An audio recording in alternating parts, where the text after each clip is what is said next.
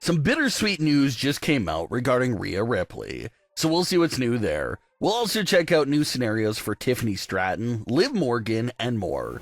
Starting things off with the latest developments for Tiffany Stratton and Nia Jax, because a lot has been said there since we last covered that storyline. During the SmackDown Before Bad Blood, Bayley instigated a situation between Tiffany Stratton and Nia Jax in a major way.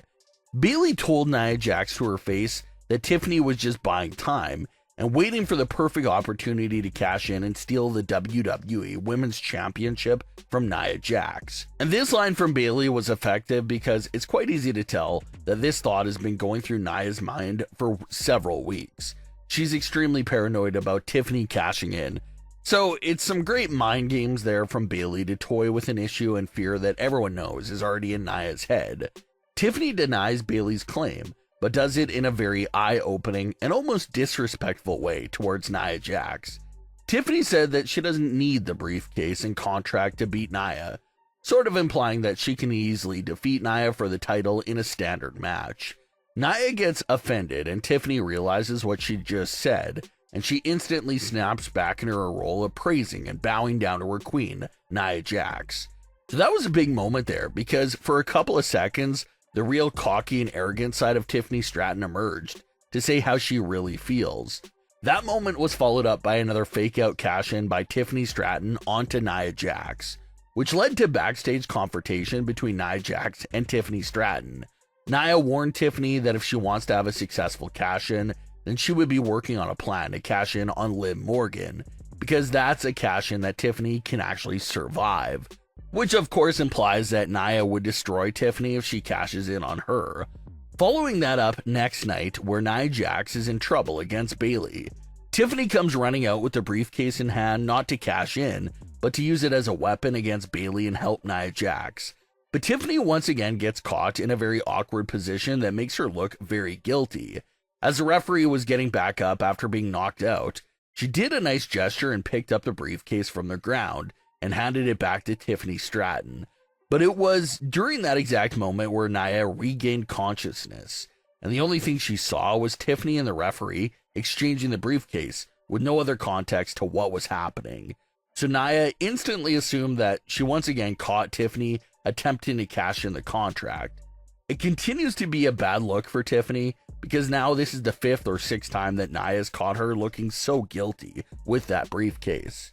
Even though we, the audience, know that Tiffany was legitimately out there just to help Nia Jax, Nia's assuming that Tiffany was attempting to cash in again. So where do we go from here, and what could be happening next? Well, something that the commentators and even Nia Jax herself brought up is that Tiffany can cash in on other world champions. That technically is a feature of the Money in the Bank contract.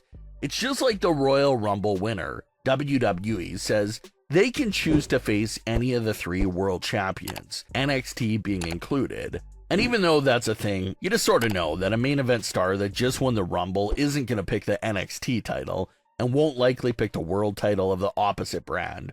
They're going to select the world champion that's on their brand.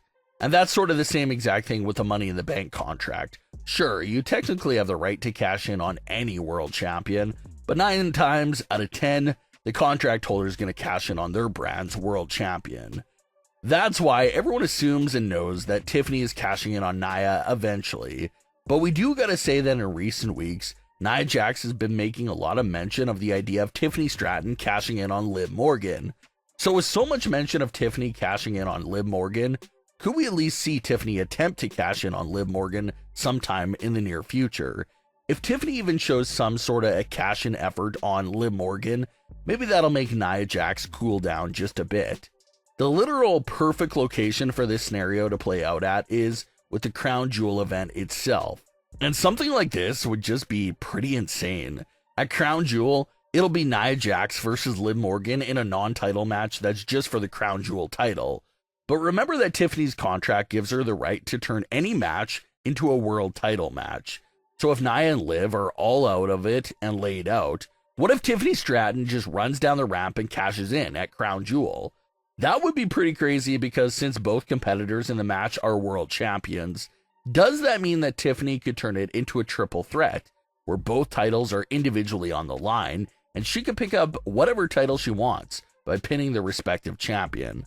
Tiffany would not be able to become a double champion, but she would be able to pick and choose which singles champion she wants to cover for the title. Pin Liv Morgan and she wins the women's world title, or pin Nia Jax and she becomes the WWE women's champion. That would be pretty insane payoff for Nia constantly telling Tiffany to cash in on Liv Morgan. Maybe Tiffany does run down the crown jewel ramp with the intention of pinning Liv Morgan, but somehow, someway, Tiffany ends up pinning Nia Jax for her title. So that's an opportunity for them to have a very unique cash-in opportunity. Because if Tiffany cashes in during that match, Liv and Nia's titles are both suddenly on the line, but only one of them will actually lose their respective title. So we'll see if that's the type of plan that WWE could have in store for Crown Jewel. Some very sad news came out during the Bad Blood press conference, and that's the fact that the Terror Twins are breaking up and going their separate ways. This was revealed by Damian Priest. He said that Rhea and himself will always be the best of friends and support each other, but he feels like they're both going on separate paths away from each other following Bad Blood. And this does make sense. Damian and Rhea have been paired up together ever since getting kicked out of the Judgment Day together, but it looks like that duo was only formed for the storyline against the Judgment Day. And now, since that's coming to an end, we no longer see Rhea and Damian together on screen anymore. They're still on great terms, but Damian will do his own thing and Rhea will do her own thing from this point on. As far as what's next for Rhea Ripley, Raw makes it look a bit conflicting at the moment. Rhea Ripley did have a Raw promo that focused on Liv Morgan and the returning Raquel Rodriguez, basically making it appear as if Rhea isn't done with Liv and Raquel at all. But during a backstage interview, Liv Morgan said she was fully moving on from Rhea Ripley and focusing on Nia Jax for Crown Jewel. So maybe we'll have to wait until after Crown Jewel to see what's really next for Liv Morgan. But Rhea still appears to be coming after Liv, or Raquel at least. But what are your thoughts on today's stories? Leave your comments below. Don't forget to subscribe with all notifications on, and leave a like if you enjoyed. Thanks for watching, guys.